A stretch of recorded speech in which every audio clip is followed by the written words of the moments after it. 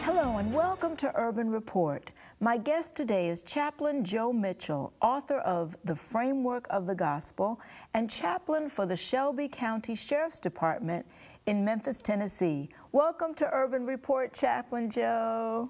Glad to be here. Glad to be here.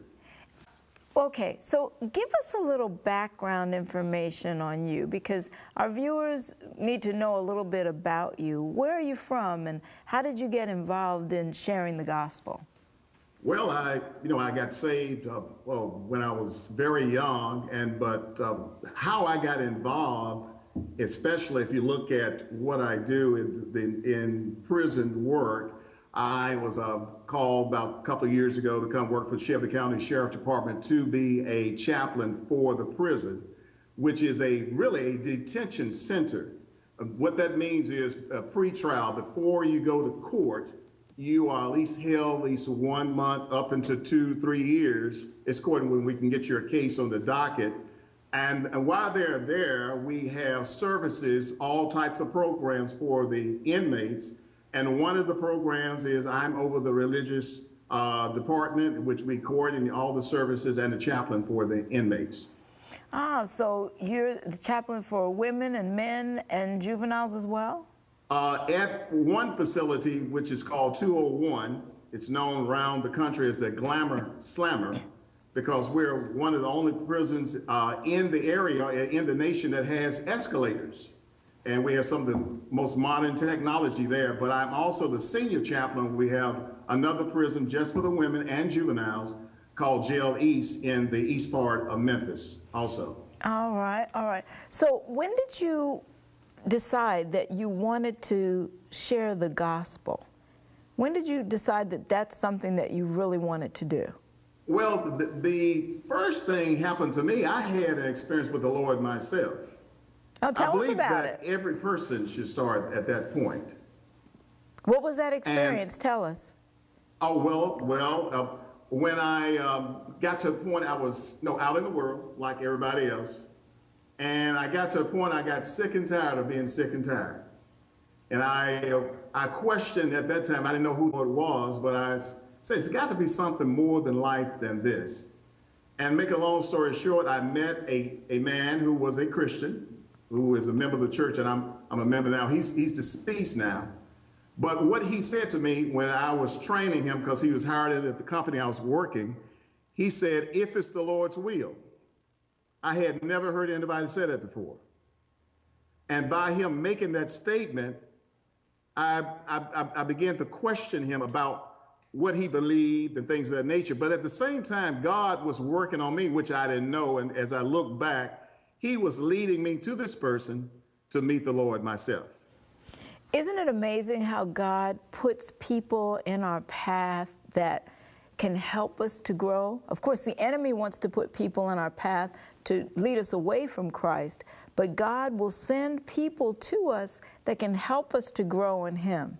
And so you're saying that there was this man that talked differently from what you were used to when he said, if God wills, if it's God's will, and you were probably thinking, what does that have to do with anything? Especially if you're not a Christian, you think, why is somebody going to wait and see if it's God's will?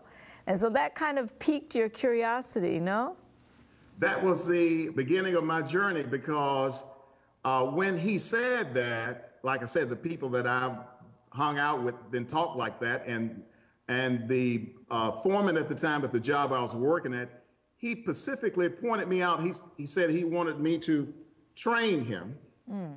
And that's what I did. And that was one of the statements that he made that stood out that I had never heard before. Wow. And so what happened after that? How did you get on the path from there? Well, from that experience, he introduced me to the Bible, about the Sabbath, about different things in the Bible I had never heard before, because I had never read the Bible before. I didn't know anything about it.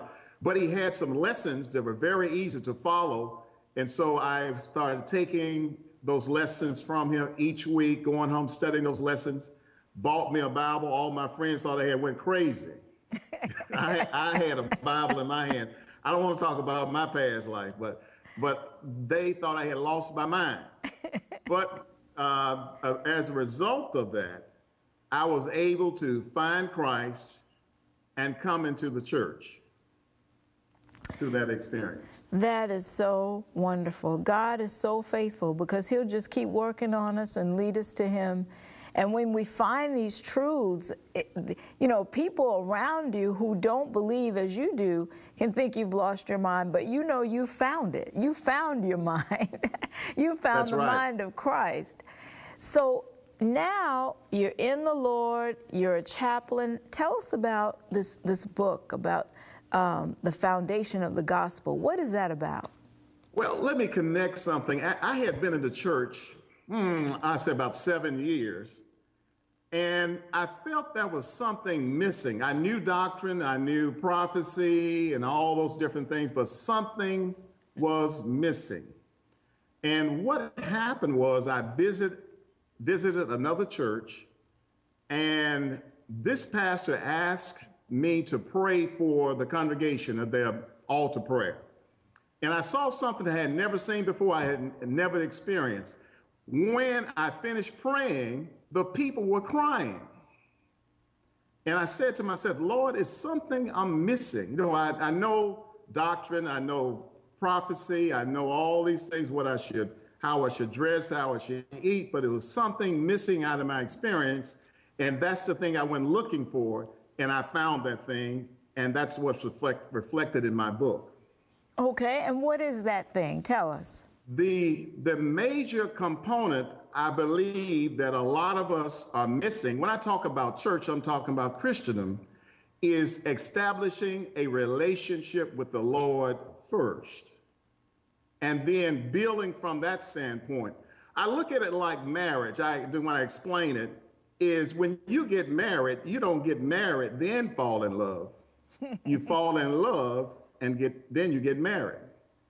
And then in the marriage process, you can have the car, the home, the kids, everybody can be educated. But if you don't have love, what do you have?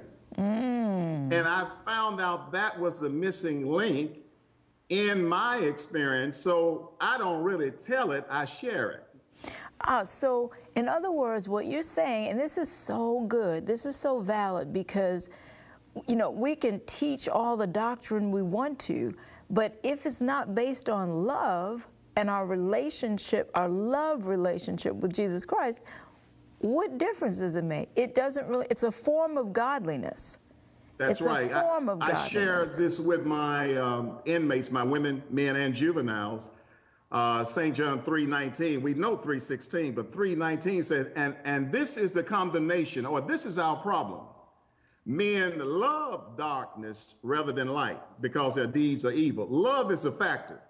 It's because the devil has caused us to pervert our love. Instead of loving God, we love sin. We cannot change. But once we get converted or transformed, the love of Christ will take care of everything else in our lives. I've discovered even in a marriage, if you're not making the amount of money you need to make, or people don't have education in the families, or whatever difficulty you may have, if you got love, you can make it. Absolutely. So what you're telling us, and this is an important point for our viewers to get, is that you could be going to church on the right day, you can be living the health message, eating the right foods, exercising, doing all that stuff. But if you don't have the love of Christ in your heart and a love for him, then it really doesn't really matter. It's all about works then. It's one of the biggest deceptions that the devil has pulled on the church since the beginning of time. If you look in my book, the first chapter deals with the paradigm shift. I talk about Matthew, the 7th chapter, verses 21 through 28. In that area, talks about the two houses. The difference in the two houses is the fact they look just alike on the outside. They even had the same problems, wind, storm, and rain. But the difference was in the foundation. In the lives of each and every one of us, I cannot see your foundation. I don't know what your foundation is, But if you have the right foundation, which is Jesus, you can make it through anything. And that's what we need to establish in our lives, is getting a relationship with the Lord. Yes, so that relationship is the foundation against which the winds can blow and the winds of life and strife can blow. But if we are built upon that rock, nothing can prevail against it. Well, you know, if you look at this, I bring this out in my book in chapter 1. In life, if you stay in the church or leave, you're going to have wind, storm, and rain. It's going to come. But the difference is, if you have a solid foundation, you can rebuild. You will not lose your way. You may be discouraged, you may be knocked down, but the foundation will keep you in your relationship with the Lord. You know, so many times we throw around this word relationship. Basically, relationship means just spending time with God. Once you do that, the relationship will form, it will build, and it'll last. You know, Chaplain Joe, that is important too, because we do throw words around, and people want to understand, like, break it down for me. Like, when you say he's my personal savior, what do you mean?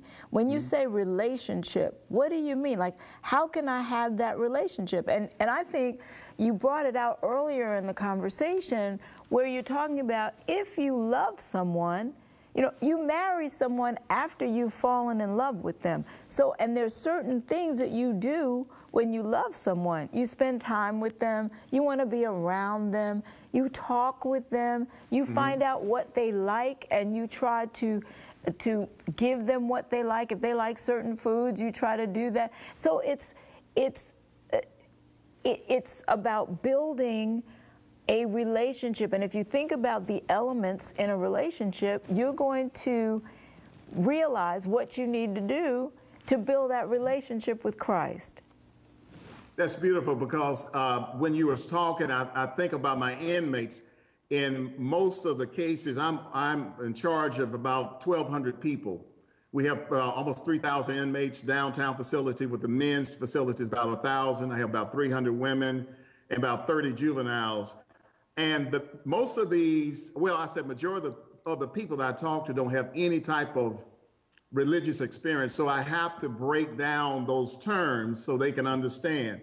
And when I talk about relationship, I just put T-I-M-E, spend time with the Lord. In other words, just spend time reading, praying, come to church, do all those things, and the relationship will form. And I use an illustration. I say, if you had a pit bull and you fed him every day, you can take the chain off, he'll walk with you. But if you saw him about every other month, he'll bite your leg off because he don't know you. So it's very important that we understand and also break those things down for the people, even for ourselves, to stay in the Lord, because we're not telling, we're sharing. That's right. That's right. And that's an important point too. If we don't know him for ourselves, how can we really share him? How can we really let anybody else know about him if we don't know him for ourselves? And how do we get to know him? It's by spending time in that word and in prayer and making time. You know, if you're in a love relationship, and, you know, let's say you and your wife, and you never spend time with her. Oh, honey, I don't have time right now. Oh, I can't do it right now. Oh, I can't be with you right now. Well, how is that showing love?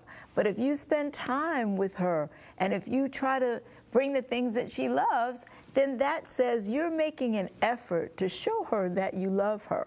And I think that's what we need to do with Jesus. We don't do that enough with the Lord. And I think when you've been in the church for a while, or if you're unchurched, if you're in the church, you can just get complacent and just think that, oh, I'm going to church on Sabbath, so I'm doing the right thing. Well, It's not that. It's about loving God. So now we've established that foundation is love. What goes on top of that? According to your book, which I thought was really an interesting, informative, very easy to read book that really can bring you closer to Christ.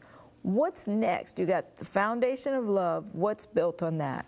Before we leave love, I deal with the love of Jesus in the 5th chapter, I believe, of my book. most people, when we say it casually. We really don't understand what I mean by that. If you look at the term love of Jesus, it's a preposition. The preposition is of. That means it belongs to him. Now, the Bible tells us in 1 John 4:10, we don't have that level of love. Then it tells us in 1 John 4:19, we love him because he first loved us. Only way we can get this love that I'm talking about, you need to get him.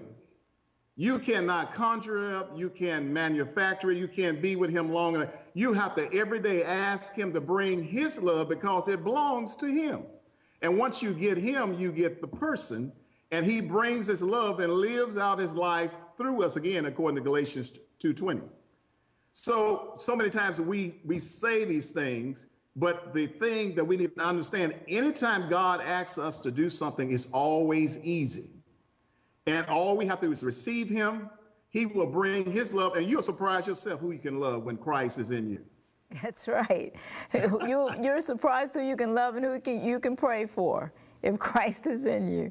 That's very true. That is so true. So what's next after that love? Once we establish that, I talk about prayer, study, and witness. These are the areas that will bring strength into your life. It's very important that we do these things on a consistent basis as we learn how to pray. You know, the thing that I'm very concerned about individuals in a relationship, I'm dealing with people every day, is spending that personal time, not just to study for a sermon or for a Bible study, but study to infuse yourself with God.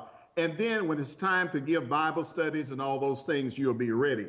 But you got to pray, you got to study God's word, and witness. You know, these things will come out of the love relationship experience. Once you get the love relationship right, these things work. They were just so full of what they had. They didn't have business cards. They didn't have a business plan. They didn't have billboards. They didn't have a program. They were just so